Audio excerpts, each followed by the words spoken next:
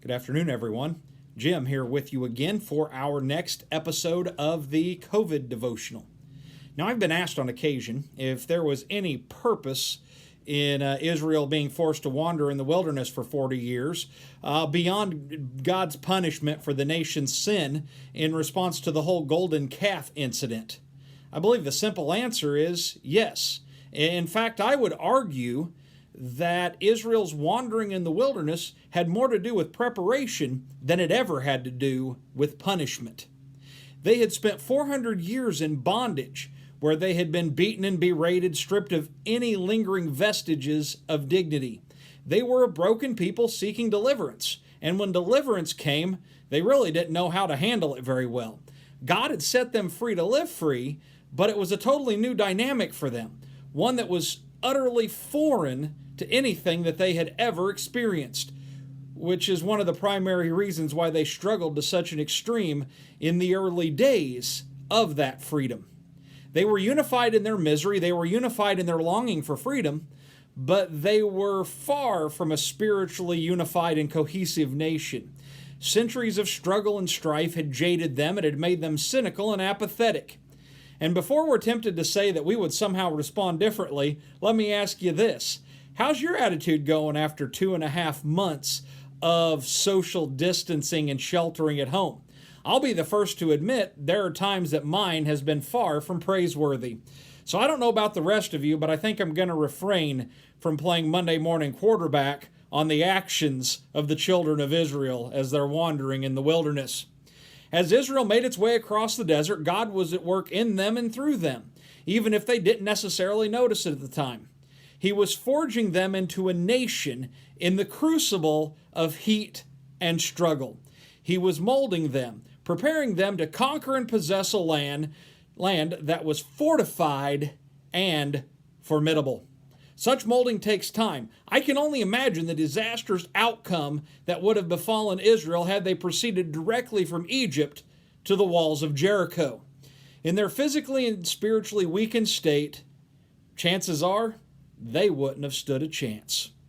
Now, before we're tempted to think that the wanderings of Israel in the wilderness was all doom and gloom, we have to realize there were indeed bright spots, oases in the desert, places of relaxation and refreshment, places of blessing. These were bases for preparation for the next leg of the journey. But that being said, a desert is still a desert. Let's go to the book of Exodus again, Exodus chapter 16, and I want to read the first few verses of the chapter for you. Starting with verse 1. They set out from Elim, and all the congregation of the people of Israel came to the wilderness of Sin, which is between Elim and Sinai, on the 14th day of the second month after they had departed the land of Egypt.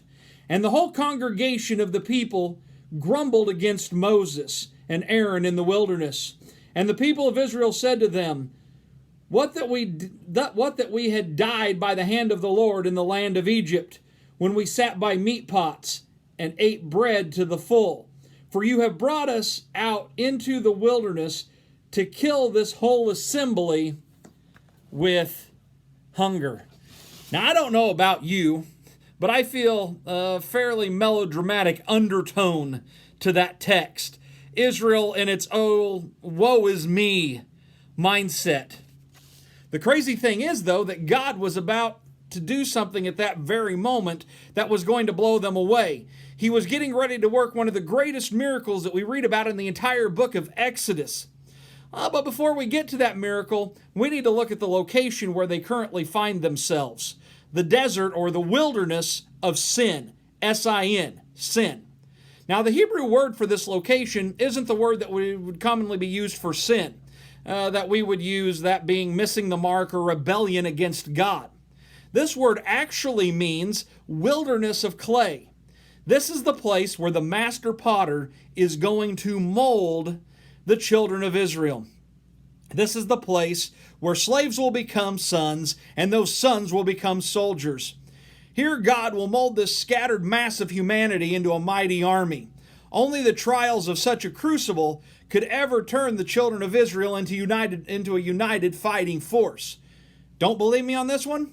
Ask anyone who's been through basic training in the military, and they will attest to what I am saying.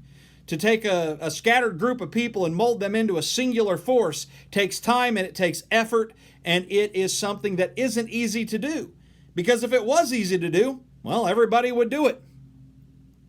It takes time in a wilderness to shake the complacency and complaining out of us, to prepare us for war. It was true for the nation of Israel, and it's true for the church as well. The church can only be a prepared army when we have effectively done what we need to do prior to storming the gates. Part of the preparation that Israel had, and it's part of the preparation that we have, is God's provision. In fact, we look at the next verse down there, verse 4 in chapter 16.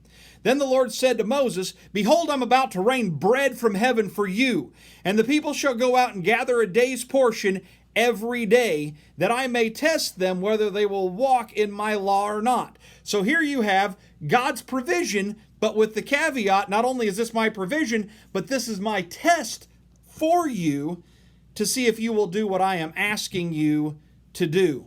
It builds trust, it builds faithfulness, and it's at the very key of being prepared for the future. One final thought this afternoon before we leave is simply this. We pass from a wilderness to an oasis of peace and rest, only to be prepared and molded for the next wilderness that lays ahead. It is a process that we will experience multiple times in our lives. Are we prepared for God to mold us?